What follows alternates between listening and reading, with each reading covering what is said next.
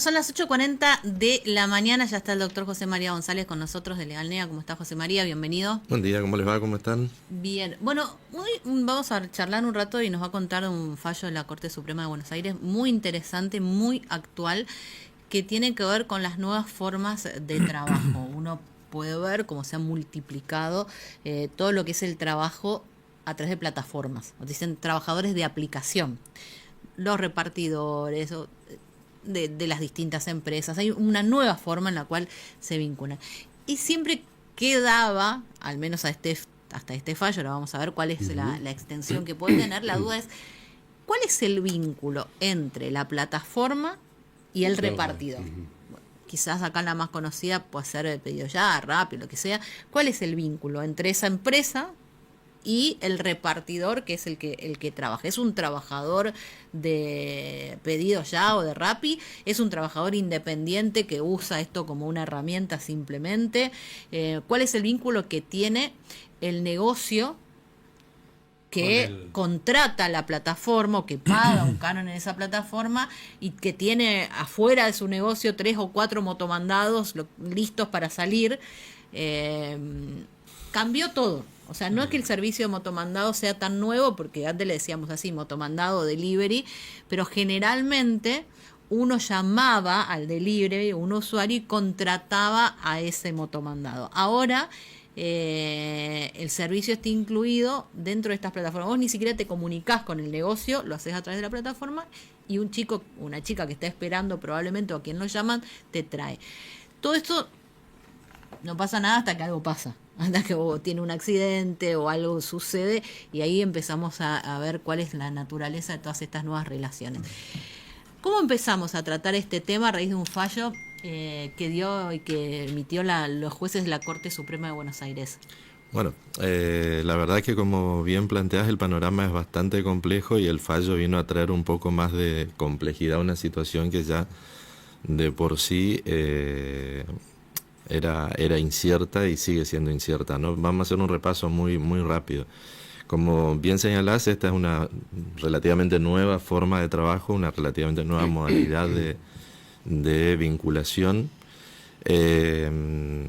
No hay dudas de que se trata de un trabajo. Después veremos si está dentro de la ley de contrato de trabajo y tiene la protección de la ley de contrato de trabajo, que con anterioridad a las reformas laborales últimas, llámese el DNU 70, llámese la ley bases y esta última ley de flexibilización laboral, siempre estaba dentro de este marco de discusión respecto de si cuando yo pongo a disposición mi moto o mi auto para realizar un servicio a favor de un tercero, que es el que pide el servicio, pero eso está coordinado y organizado por una empresa, estoy o no en relación de dependencia con la empresa. Y había fallos encontrados a favor o en contra, y con este movimiento de la reforma laboral en estas 3 etapas, el DNU, la ley bases y actualmente la ley de flexibilización laboral, legalmente se llegó a la disposición de que los trabajadores de plataforma se encontraban excluidos de la ley de contrato de trabajo. Esa es la decisión legal. Pasa que después la que habla es la justicia, son los jueces, y los jueces hablan a partir de los conflictos que plantean las partes. El caso este es muy puntual porque no resuelve un reclamo individual de un motomandado o de un Uber, sino que lo que resuelve es una situación administrativa de una de estas empresas. Concretamente a una de estas empresas, el Ministerio de Trabajo, como sucede en cualquier provincia, en cualquier ciudad, le hace una inspección. ¿Sí? Van un día, quienes están en la empresa, y si trabajan, no trabajan, si tienen los recaudos laborales, si tienen el libro. Cuando hablas de empresa, ¿hablas de una oficina de las aplicaciones o un negocio? Una oficina de las aplicaciones, una oficina de la aplicación donde van, se hace la inspección, y en esa inspección detectan de que había personas con distintas vinculaciones. Habían empleados, 1 o 2 administrativos, había 62 personas registradas como prestadores de este servicio. Entonces lo que hace el Ministerio de Trabajo es pedirle los requisitos laborales típicos, es decir, bueno, presentame el libro donde se anotan los trabajadores, presentame los recibos de haberes y sobre todo un tema que no es menor, presentame todo lo que tiene que ver con riesgo del trabajo, o sea, seguridad en el trabajo. ART, sí, cumplí con las medidas de capacitación, hay numerosísimas medidas que tienen que ver con eso, etcétera, ¿no? Exacto. Seguros, bueno, toda esa cuestión. La empresa hace su descargo y el Ministerio de Trabajo concluye de la provincia de Buenos Aires estamos hablando, concluye de que había cumplido respecto de las personas que tenía registrada como sus empleados, supongamos una secretaria, un administrativo, una cosa así, pero que sobre estas 62 personas no. Perdón, José, esas 62 personas son los motomandados. Exacto. Ajá. Que sobre estas 62 personas no había cumplido, entonces le impone una sanción. Cuando se detecta un incumplimiento, hay distintos tipos de sanciones, ¿no es cierto? Uh-huh. Funciona tanto en la parte laboral como en tránsito, como en bromatología. Los organismos de control aplican sanciones, a veces son multas, a veces son clausuras y demás. En este caso, le aplica una multa bastante jugosa. La empresa apela a la justicia toda decisión administrativa de un ministerio, del gobernador, de una dirección, de cualquier órgano administrativo, es revisable judicialmente. Entonces la empresa va a la justicia y un juez de primera instancia avala la decisión ministerial, se recurre judicialmente y la Corte también avala la decisión del ministerio, diciendo de que esta empresa había incumplido normas del trabajo, sostiene la multa y entre estas normas incumplidas es no tener registradas a las personas, no tener las medidas de seguridad, las medidas de riesgo de trabajo y demás. ¿Todo esto, José María, donde viene, digamos, antes de la reforma? No, esto es antes de la reforma, son los hechos que dan origen a la situación, pero la solución es actual, la solución es de esta semana. Porque como habías dicho, ni el decreto, ni la ley base, ni la reforma laboral considera que los repartidores son empleados, porque entonces aplican la sanción en el ministerio. Acá por eso hablaban inicialmente de un contexto de incertidumbre. Sabemos de que cada una de estas tres medidas, tanto el DNU, y creo que fue el que recibió una sanción más clara de inconstitucionalidad, nosotros como abogados nunca aplicamos nada del DNU, ni conocemos que nadie lo hubiera aplicado. Respecto de la ley base hay discusiones sobre la retroactividad o irretroactividad, si rige para adelante en el tiempo, si rige para los conflictos y las relaciones de trabajo anteriores, y sobre la ley de flexibilización laboral, la última reforma, ya también hay numerosas judicializaciones, incluso hay un fallo de un juez que decretó la inconstitucionalidad de 82 artículos y que después incluso se desdijo de uno de los más complicados, que es el que tiene que ver con intereses, y dijo, no, que dije que es inconstitucional, ahora digo que es constitucional. Entonces, esto viene a sumar incertidumbre. ¿Por qué razón? Porque la Corte no está resolviendo un conflicto, no está resolviendo el conflicto de Gustavo, que le hizo una demanda a Rappi por una cuestión laboral. Está resolviendo una cuestión administrativa, disciplinaria, pero no se puede negar de que en su concepción, al avalar el fallo de primera instancia, lo que está diciendo es, si la empresa no tenía aseguradora de riesgo de trabajo para los motos, entonces es un contrato laboral. Claro. Si no tenía documentación laboral, entonces, y lo estoy sancionando por eso, es porque considero que es un contrato laboral. Sirve como antecedente también para cualquiera. Exacto, es un antecedente para que cualquiera pueda utilizar en un juicio, que por otra parte tampoco son tantos, digamos. Yo estuvimos buscando acá en Corrientes, incluso hablando con jueces, y no se registran antecedentes. Una de las cosas ¿Cómo pueden hacer acá, por ejemplo? A ver, yo empleado de Pedidos Ya. Acá no tienen ni una oficina de Pedidos Ya. Bueno, en el mundo de la virtualidad y demás, todo eso es rastreable, digamos, ¿sí? Hay organismos a nivel nacional o a nivel provincial que tienen registradas las empresas, que para poder dar de alta las aplicaciones tienen que registrarlas, por lo tanto a los abogados nos lleva una dosis adicional, digamos, esta de averiguar administrativamente, generalmente a través de internet, cuál es la empresa propiamente dicha. Pedidos Ya, Uber y demás son nombres de fantasía, le decimos, es decir, es la marca con la que circulan, pero las empresas, que generalmente son sociedades, tienen otra denominación, cuál es su número de quit, cuál es su domicilio legal. Entonces las intimaciones tenemos que hacerle ese domicilio legal para poder arrancar un buen reclamo, digamos, ¿no? Entonces la complejidad es para nosotros, tratar de determinar en cada caso cuál es la empresa, pero siempre se llega. Y la intimación, el reclamo tiene que ser correctamente realizado ante la persona adecuada y en el domicilio adecuado para que después no digan, no, bueno, era Rappi, Claro. no pedidos ya, digamos, ¿no? Retomo eso, decir, más allá de la cantidad de personas que están al servicio de alguna de estas plataformas o que trabajan para alguna de estas plataformas, ¿no hay tantos juicios en Corrientes?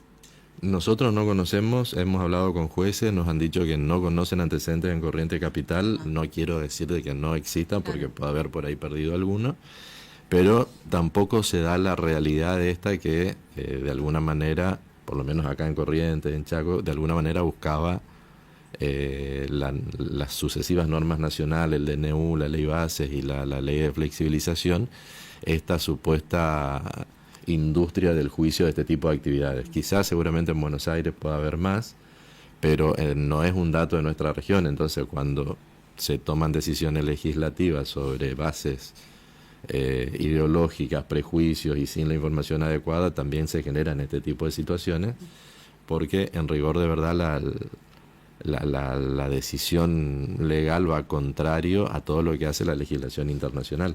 Claro. En el derecho comparado, como decimos nosotros, muchos países se han ocupado de entender de que esta es una nueva forma de trabajo, que no es el trabajo típico, como decimos siempre, de nuestros padres o de algunos de nosotros que trabajamos 8 horas por día, de lunes a sábado al mediodía, presencialmente y demás, y que hay que regularlas dentro de ese contexto y no excluirlas, hay que admitirlas y no excluirlas. Ese es el sentido de la legislación internacional, igual que el trabajo virtual. Argentina había avanzado a partir de la pandemia con la regulación del trabajo virtual y después eso se derogó y no lo tenemos claro. Digamos, ¿no? En esto de la legislación comparada, ¿cómo tienen otros países en general o los puntos más salientes reguladas estas formas de trabajo? Porque uno dice, a ver, son distintas, no tienen un horario fijo que cumplir, sí quizás una cantidad de horas al servicio durante un periodo de tiempo, no tienen un sueldo fundamentalmente, pero tampoco tienen ningún tipo de protección hoy por hoy si tienen un accidente. ¿Cuáles son los principales puntos o cómo han otros países resuelto estas relaciones? En principio son culturas diferentes. Yo voy a contar un tema personal, pero no tiene ninguna incidencia. Facundo, ustedes lo conocen, mi hijo es abogado, está en España y lo contrataron para ingresar a trabajar como abogado en una compañía aérea. Tienen un periodo de prueba. Durante ese periodo de prueba, por ejemplo, no puede hacer trabajo home office porque tiene que acreditar realmente que trabaja bien. Cuando pasó el periodo de prueba ya le dieron home office. Pero qué particularidad, qué es lo que me llamó la atención, de que el primer día, o antes de ingresar incluso, le mandan el contrato de trabajo. Y el contrato de trabajo es un contrato escrito con todas las especificaciones. Para sorpresa mía y fuera de lo que nosotros lo tenemos, primer contrato, 23 días de licencia por año. Mucho más que para nosotros el mínimo, hasta 5 años son 14 días. Claro. Y uno piensa, legislación europea más avanzada, probablemente sea más exigente con el trabajador. Ingresó el 1 de diciembre, para el 31 de diciembre ya le dijeron, tenés que tomarte un día de vacaciones porque en la proporción tenés que tomarte un día de vacaciones. La flexibilidad de poder pedir un día de vacaciones para hacer alguna cuestión particular. Todo eso está previsto en el contrato. Nosotros en Argentina no tenemos la costumbre de firmar el contrato de trabajo. Las empresas muchas veces no tienen la costumbre de hacer los famosos reglamentos de empresa. Entonces después se toman decisiones sobre la base de las órdenes, yo te dije y vos no hiciste y demás. Entonces como que es muy informal. Yo creo que una de las particularidades es que en los países más civilizados el contrato de trabajo está explicitado, está claro, y uno sabe de entrada cuáles son las reglas a las cuales se suma, digamos, admite, y esas reglas, como en este caso estoy contando, que es puntual, es personal, pero a veces nos sorprende porque son más laxas que las que nosotros suponemos acá para el trabajador. Claro. ¿Se entiende? En Argentina, y lo que en este tipo de situaciones se juzga y que consideró en este fallo es un principio que está en la ley de contrato de trabajo y que no fue derogado, que es el principio de realidad. Se llama principio de realidad. ¿Qué quiere decir esto? Que yo le puedo dar la forma que quiera a un contrato, pero el juez lo que se va a ocupar de ver es qué pasó en los hechos. Por ejemplo, ¿qué pasa con un motomandado? Atiende a un cliente que le ordena a la empresa. La organización de la actividad la hace la empresa, recibe un llamado, un mensaje, designa a quien, fija el precio, y fíjense que hasta tienen condiciones de disciplina, si se quiere, porque el conductor de un auto o el motomandado, digamos, si no cumple determinada de las pautas que da la empresa, tiene una suerte de sanciones encubiertas. ¿Por qué? Porque le dan de baja, lo bloquean por unas horas, no le dan más servicios. Es decir, existe una organización, existe este ejercicio de potestad disciplinaria, si se quiere, existe una prestación económica porque, aunque sea proporcional, hay un pago por el servicio y eso no está derogado. Entonces, cualquier caso, como decía Gustavo, y si uno plantea el reclamo, cualquier caso va a ser analizado a la luz de eso. Y de acuerdo a eso, más allá de lo que la ley diga, si hay dependencia, va a ser un contrato de trabajo. La teoría indica que el Poder Judicial es absolutamente independiente del Poder Político.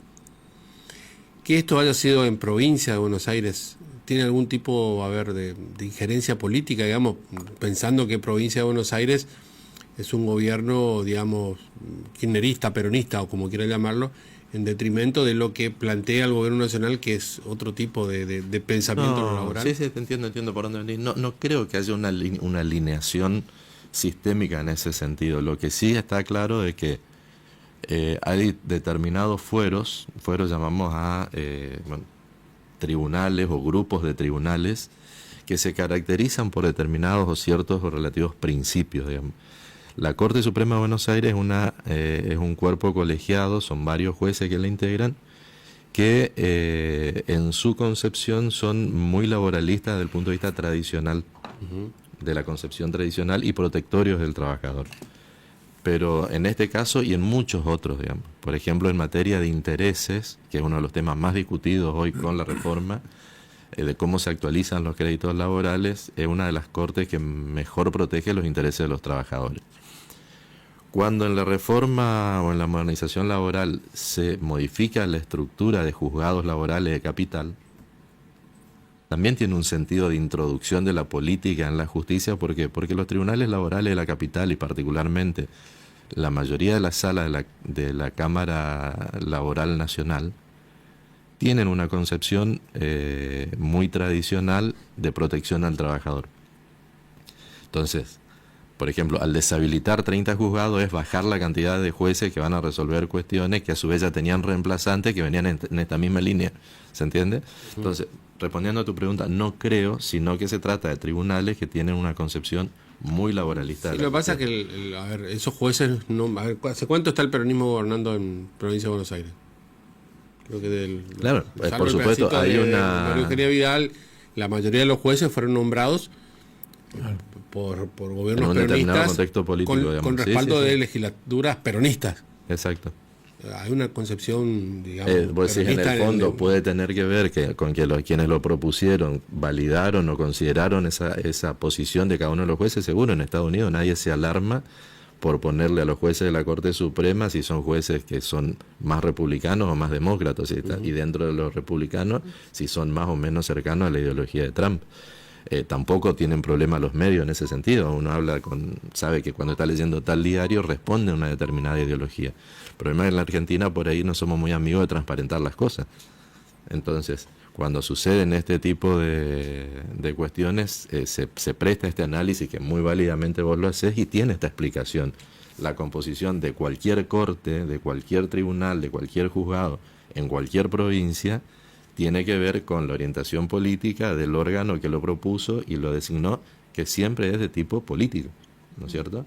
Y ese es un dato de la realidad. Lo que podemos hacer es hacer como que somos todos transparentes o hacer como que somos lo que es la realidad. Y las sociedades evolucionadas como Estados Unidos hacen que los medios de prensa digan, New York Times, yo soy de orientación demócrata, y entonces lo que leo va a ser eso, y que los propios jueces de la Corte Suprema tengan, además de todos sus antecedentes para estar ahí, una impronta que se los identifique de tal manera.